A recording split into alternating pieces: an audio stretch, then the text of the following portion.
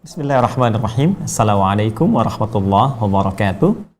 Alhamdulillahi rabbil alamin. Wassalatu wassalamu ala rasulillahil karim Nabiyyina Muhammadin wa ala alihi wa sahbihi wa ummatihi ila yaumiddin wa ba'du. Baik teman-teman sekalian, sekarang kita lihat teorinya, bagaimana sulit dan mudah menjadi konsepsi dalam Al-Quran yang mengantarkan kita pada kesuksesan. Ya, saya bikin bagan begini dulu. Ini yang kita harapkan, sukses. Ya, orang beriman suksesnya dua, yaitu dunia dan akhirat. Ya, jadi kita diinginkan oleh Allah mendapati sukses di keduanya. Ya, tidak diinginkan orang beriman dunianya nikmat, akhiratnya nestapa. Atau sebaliknya, ya, akhiratnya bahagia tapi dunianya nestapa. Yang diinginkan oleh Allah dan mengajarkan Allah langsung kepada kita, dunia kita sukses, akhirat pun kita mulia. Ini konsepsinya dibangun di Quran surah kedua ayat 201. Bahkan jadi doa kita, ya Rabbana atina fid dunya hasanah wa fil akhirati hasanah. Baik. Sekarang dalam hal apa ini? Apa yang menjadikan kita nyaman di dunia dan dengan itu dapat diarahkan kepada kepentingan akhirat. Karena yang kita kaji di sini di keluarga Kala Group, ya, Insan Kala, maka kita batasi dalam dunia pekerjaan, dunia bisnis. Di sini ada situasi sulit. Kita ingin bangkit, menjadikan ini sebagai hal yang dipandang mudah, sehingga dengan itu jadi jembatan menuju kesuksesan. Baik, mari kita turunkan ayatnya pelan-pelan. Kita mulai dengan, kita kaitkan ketiganya secara langsung. Kita mulai dengan Quran, surah kedua, ayat 214. Ya, sudah? Quran surah kedua, ayat 214. Quran surah Al-Baqarah, ayat 214, paling kanan sebelah bawah di mushaf standar. Kita akan kaitkan tentang teori sukses, harus melewati berbagai kesulitan dan dipandang sebagai bagian dari kemudahan. Mari kita lihat ayatnya. Am hasibtum an tadkhulul jannata. Apakah kalian duga akan begitu mudah untuk meraih kesuksesan itu? Jannah asal katanya itu bukan surga. Ingat. Ya. Jannah asal katanya bukan surga.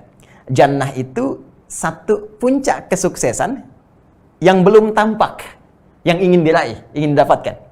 Ya, dia seakar dengan kata al-jin asalnya. Ya, jadi semua kata yang asalnya dari jim dengan nun itu sesuatu yang tersembunyi. Ya, belum tampak karena itu jin disebut dengan jin karena tak nampak dalam pandangan kita. Nah, jadi kalau jin melakukan penampakan, nah itu jin sedang kurang sehat. sedang kena penyakit itu. Karena jin itu tersembunyi. Ya, manusia tampak. Nah, jadi kalau ada manusia yang senang sembunyi-sembunyi, masuk kantor, ya, sembunyi-sembunyi, ke rumah sembunyi-sembunyi, nah itu pasti sedang ada masalah. Ya. Janin. Ya, kenapa disebut janin? Karena tak tampak, ada di dalam perut ibunda. Jannah. Nah, jim, nun, tak, jannah. Kenapa disebut dengan jannah? Karena belum tampak. Belum kelihatan. Ya, puncak tertinggi yang kita raih di akhirat, kenapa di surga disebut dengan jannah? Karena sekarang belum tampak, belum kelihatan. Nanti setelah kita beramal ke akhirat kita dapat itu semua. Nah, dulu orang-orang Arab saat mereka beraktivitas ingin meraih sesuatu yang belum tampak sebelumnya. Dulu masih sahra, padang pasir. Ya, jadi jarang terlihat yang bagus, ya, pandangannya nyaman dipandang, enak dirasakan. Kalau unta banyak. Yang kayak punya unta itu udah biasa, unta merah, unta hitam sudah banyak. Ya, emas, berlian biasa. Yang tidak banyak orang dapatkan pada saat itu adalah kebun-kebun yang indah.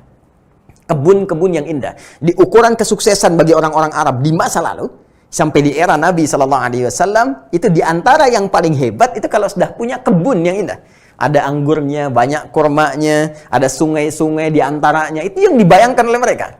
Sehingga dalam diksi Al-Quran pun, orang-orang yang merasa sukses, ya, bahkan sejak eranya sebelum Nabi Muhammad SAW, dikisahkan nanti langsung oleh Allah, adalah ketika mereka memiliki kebun-kebun dan itu dinamakan dengan jannah. Ya, silahkan Anda cek setiap hari Jumat, ya, selain di antara saudara-saudari kita baca Yasin, bukankah disunahkan baca Al-Kahf? Ya, Quran surah ke-18. Ya, Quran surah ke-18. Kalau teman-teman jeli, Allah memberikan inspirasi kepada kita di surah Al-Kahf ini dengan 4 kisah utama.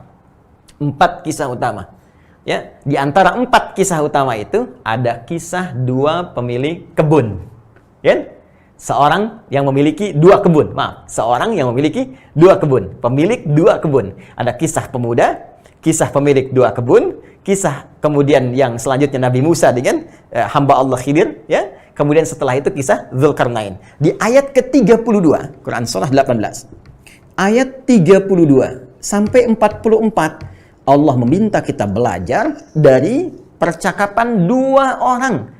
Yang seorangnya merasa sukses dengan urusan dunianya. Dia bisa meraih puncak raihan dunia tertinggi, mendapatkan jannah. Jannah yang dimaksud di sini adalah puncak kesuksesan dunianya. Yang punya kebun-kebun, harta banyak, mewah, dan sebagainya. Wadrib lahum. Ya? Apa? Masalah rajulaini. Ja'alna li'adihuma. Ya? Jannataini. Ya, berikan Muhammad SAW contoh, berikan kepada mereka kisah tentang percakapan 2 orang lelaki, 2 orang sahabat yang salah satunya merasa sukses karena punya 2 kebun, ya, yang pohon kurmanya penuh, ya, wa hafafna bainahuma binakhlin wa ja'alna bainahuma zar'a, dipenuhi oleh kurma, pohon-pohon kurma, tengah-tengahnya ada sungai-sungai, dan itu dipandang sebagai puncak kesuksesan. Ini inni aktsaru minka mala wa azzu nafara. Sampai orang itu berkata, nih, hartaku paling banyak. Aku sukses nih. Keturunanku pun sehat-sehat, bagus-bagus.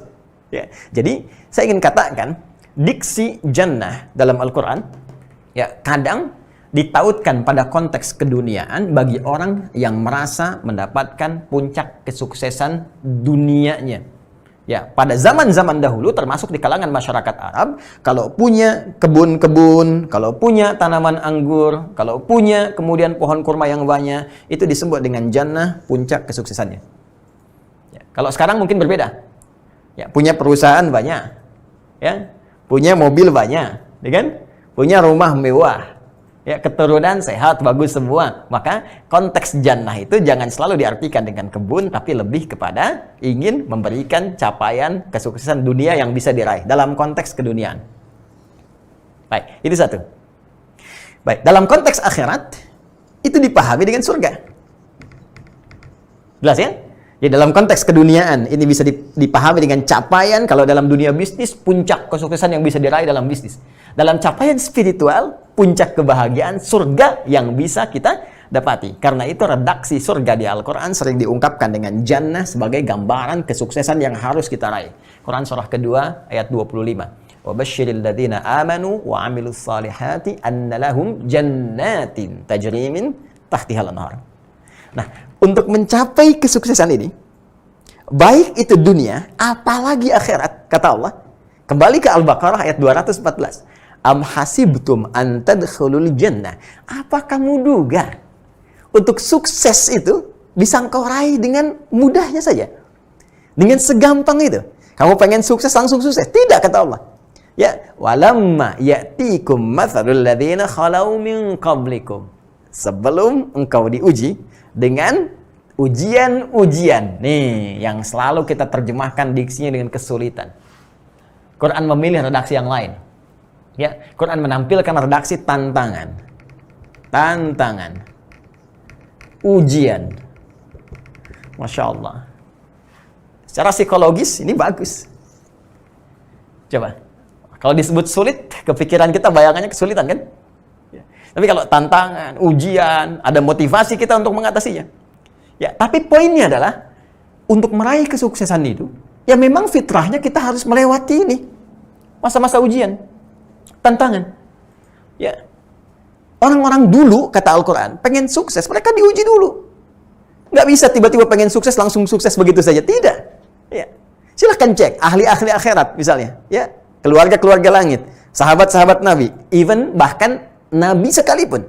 Apakah Rasulullah SAW dakwahnya sukses, hanya menyeru saja, tidak mengalami kesulitan? Tidak. Yang dihadapi oleh beliau, Abu Jahal. Ya kan? Abu Lahab, bahkan bagian dari keluarganya.